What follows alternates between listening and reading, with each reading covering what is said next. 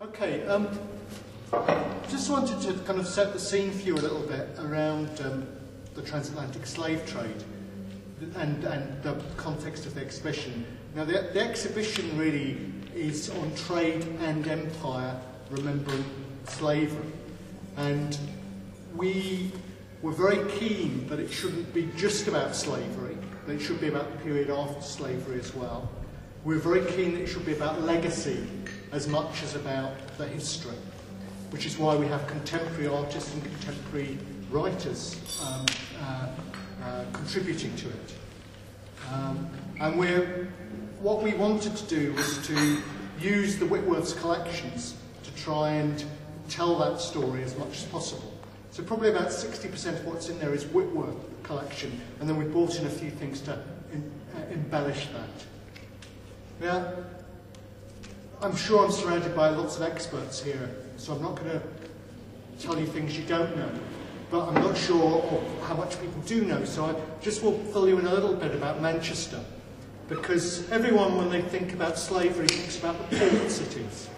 They think about Lancaster, they think about Liverpool, and they think about Bristol, and that's about where most people stop. And then you have to remind them that, in fact, the first slave port in Britain was London, and that London was one of the top 3 slave ports. And you go to London, there is very little there to tell you that. There is still no memorial on the quayside in London. In fact, there's no memorial on the quayside in Liverpool. There's no memorial on the quayside in Bristol to the victims of the slave trade. I was very privileged to be involved in the Slave Trade Arts Memorial Project in Lancaster, and we now have a memorial on the quayside in Lancaster for the victims of the slave trade. So one of the things we're dealing with here is amnesia. Lots of places have historically not really wanted to think about slavery. That's been changing over the last, I'd say the last 10 or 12 years. A very important moment was when the Merseyside Maritime Museum opened their first slavery gallery in 1994, opened by Maya Angelou. And the impetus from that led to loads of different things, and then we had another impetus which came last year with the 2007 celebrations of the 200th anniversary of the abolition of the slave trade in Britain and the British Empire. And that led to loads of different initiatives in loads of places, in some quite surprising places. I was at a slavery exhibition in Dumfries quite recently. I was at a slavery exhibition in Falmouth. You know, lots of small places doing really interesting things. So what about Manchester? Manchester wasn't a slave port. The slave ships didn't come to Manchester. So what's the link? And the link is obvious to many of you, but some of you might not know. The major link is cotton. In fact, if you look at the wealth of this city and the wealth of the surrounding area, as far north as Preston and down south as well, Stockport and all around there, you know, it's textiles which has made Manchester what it is today in terms of wealth. And of course, those textiles fundamentally were slave produced in the period up until 1865. Not only that, but you can literally see the American South grew on the back of slave produced cotton, in the sense that in 1789 it exported just 4,000 bales of cotton, and there were only about 400,000 slaves in the southern states of America. By 1859, they were exporting 4 million bales of cotton, and an awful lot of them were coming to this area, and the amount of slaves had gone up from 400,000 to 4 million. That increase in population was to do with the need for a burgeoning workforce for that cotton. And of course, the cotton produced in the southern states of America led to awful, awful conditions for the workers there. However, you look at the conditions of the workers in the factories of Manchester and the surrounding areas, and they are very bad as well.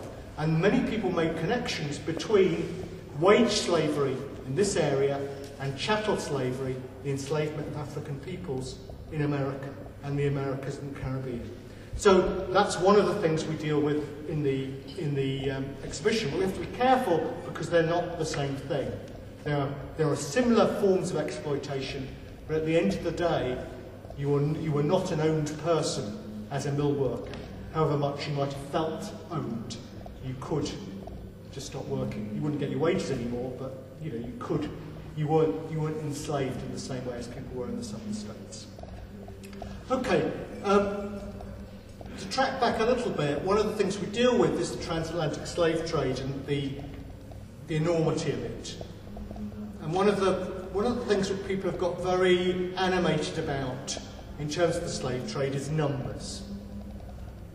How many Africans were taken as slaves from Africa. Now, there has been some very good research done on this by David Richardson and others, who've produced a CD-ROM of every single slave voyage which is catalogued.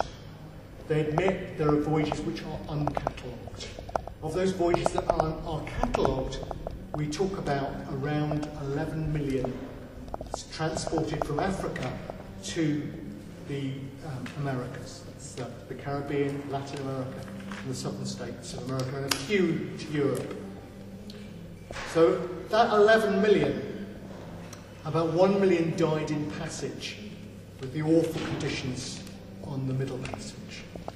Okay, so what I want to do though is to briefly just do an exercise which shows the kind of figures we might be talking about, because that 11 million hides some figures as well.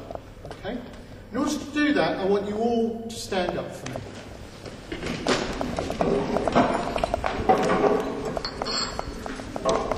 You represent 23 million. 1, 2, 3,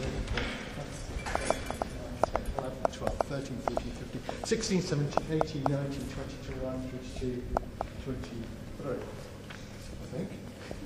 23. It gets really hard to count sometimes. I ought to have my daughters here, they do better than me. So there's 23 million Africans. And you live on that slave coast, but also you live inland, because many of the enslaved Africans, especially as the slave trade developed, were brought from hundreds of miles inland, and sometimes had journeys even up to 1,000 miles and beyond. So out of the 23 million people I've got here, and you're representing those, I just wanted to show you that people didn't just die on the voyages. Okay? And I wanted to do that really by talking about what happened to people in an internal slave trade as well as what happened to people in external slave trades. That's the trading of peoples from the Central African regions into the coast, but also another trade, a trade which preceded the transatlantic slave trade and went on after the transatlantic slave trade. I don't often talk about this trade partly because I don't usually have 23 million people to deal with, so I've got an extra usually at 20 million I can deal with. I don't really talk about that very much. 23 million people. What I want to talk about is the 3 million people that died, that were transported from the more southerly part of Africa up to Arabia between the years 1500 and 1900. So I want, if you could sit down please, and you two as well.